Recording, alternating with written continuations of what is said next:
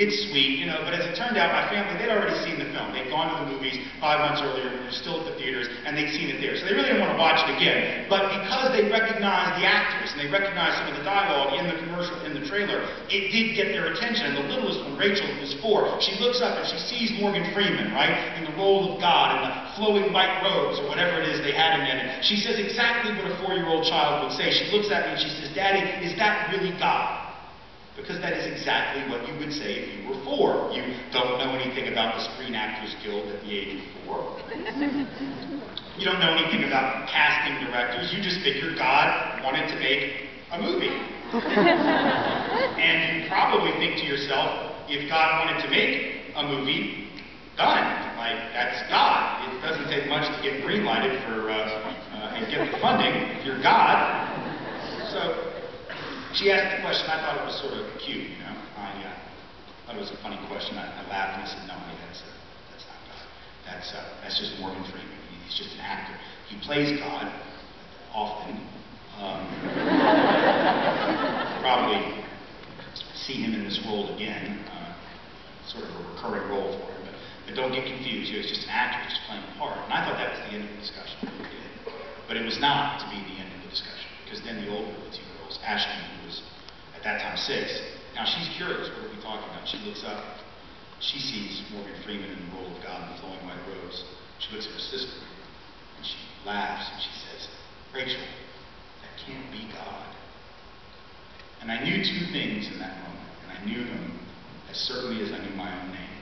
Number 1, I was going to have to ask her why not, why that couldn't be God. And number 2, I already knew what her answer was going to be before I ever asked the question. But I had to ask it. Now, I was hoping for some support from my wife, who was sitting over in this general vicinity, looking for some word of wisdom, some brilliance, some intellectual insight that would help me in this moment of need. I looked over at her and I got nothing. Nothing except the look which I'm all too familiar with, which essentially said, "All right, smartass, this would be your area of expertise. So good luck with that. I'm going to go and get my camera.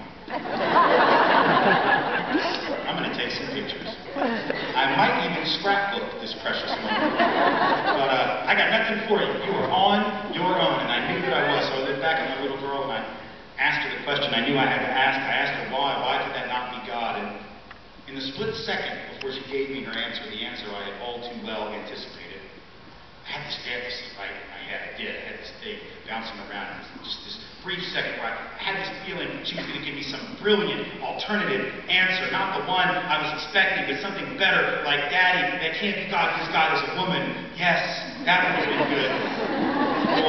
Or really what I was hoping for was some, like, existentialist answer like, "Oh, Father, what is God anyway?"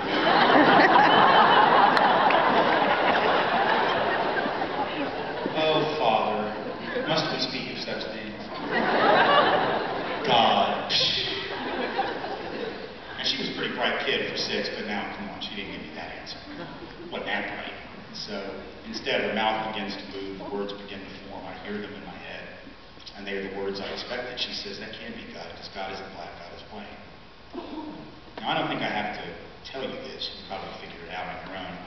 In our home, there are no racialized images of a deity.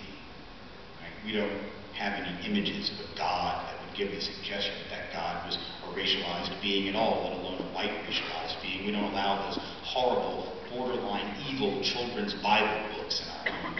You know the ones I'm talking about, the visual images that would give you the impression, if you didn't know better, that Adam and Eve had resided in the Garden of Sweden. We don't have any of those.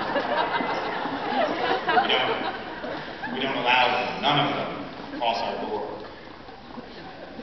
But somewhere my child has seen that, right? She's seen it in church, or she's seen it in a bookstore, she's seen it in a library, she's seen it at a friend's house, or maybe she's just seen the Christmas cards that we get sent every year by people, the cards with Jesus on the front, so racialized, so Europeanized, that you might believe he was born in Bethlehem, Pennsylvania, for goodness sake.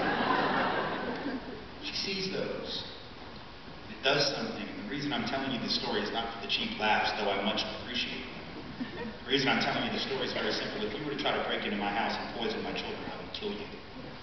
And I'm not saying that to be all big and bad. I'm like 5'8" on a good day. So. I don't have a gun or anything, but I'll find some. And I would throw it at you. And you would die. I'm just that confident of the velocity and the general accuracy with which I would hit you right about here with something very hard and sharp. The point is, something is coming into my house, and it is poisoning my children. And the doors are locked, and the windows are shut, the alarm is on. This thing that's coming in and doing its damage does not know the alarm code to turn it off. It gets in, and it gets out before either my wife or I ever knew it was there. It does its damage insidiously and quietly. We had no idea what it was capable of. And I resent that, because that is not who my daughter is meant to be. And if it can happen in my home, it can happen in yours. It can happen to my children, it can happen to your children. And more to the point, if it happens to little white children, if these racialized images of God, of the creator of the universe, however you conceive of that, right? However you conceive of that creative energy, racialized images of that creative energy, if they tell white people that we're closer to that energy, what do those images say to black and brown folks who comprise 84% of all the people on planet Earth? It says to them that they are further away from the creative energy of the universe. It's insidious, it's poisonous, it's evil, it is affecting us, it is changing us. So we have to have this conversation not as a matter of charity. This is not about helping others, per se. This is self-help. This is self-defense against an insidious form of political and social and economic and cultural suicide.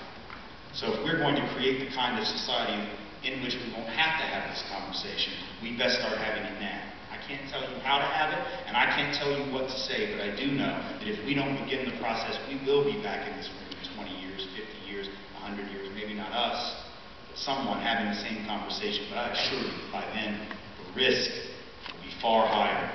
The odds of success will be far longer, and we will be in a world of hurt. Thank you all so much for being here.